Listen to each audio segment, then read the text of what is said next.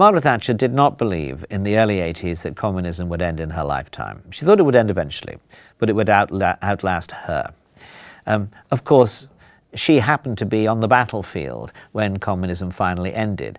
When the Soviet tanks were approaching the Moscow Parliament building, Boris Yeltsin, at the head of the Russian Democrats then, rang her in London, and at his request she went out onto the street and appealed to the world to support the Russian Democrats against the tanks. Western governments at that time were wavering. Well, as we know, the tanks turned back. The coup failed. Communism finally and definitively perished. But it wasn't surprising that she was wrong, that she'd been too pessimistic, because nobody believed in the late 70s and early 80s that communism was in trouble. Soviet communism was advancing in the world at that time. It was advancing in 1978. When Pope John Paul II was elected. It was advancing in 1979 when Margaret Thatcher entered number 10 Downing Street. It was advancing in 1980 when Ronald Reagan became president. I wrote a book about these three figures and their role in the end of communism, but I am convinced that none of them thought that communism would end as quickly as it did. Its ending just over a decade later, therefore, is one of the most remarkable collapses in human history.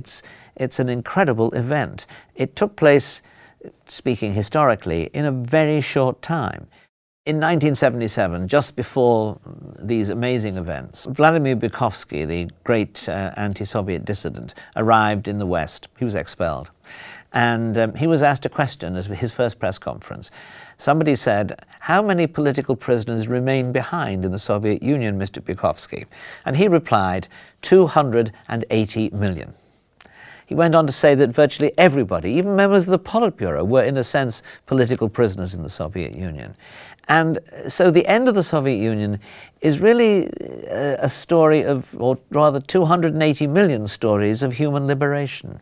Now, my colleagues have collected many of these stories, not 280 million, but more, I think, more richly than has been done in any other place. They're stories of the people who achieved freedom, who made sacrifices for it. They're stories of people who used to be on the other side of the barricades with the police and the army, who, as I say, just packed up and quietly went home and refused to support the system anymore. These are all very dramatic and amazing stories. We can only thank God, and we can thank the individuals who played major roles, that they were able to bring about such a remarkable and such a beneficent historical change.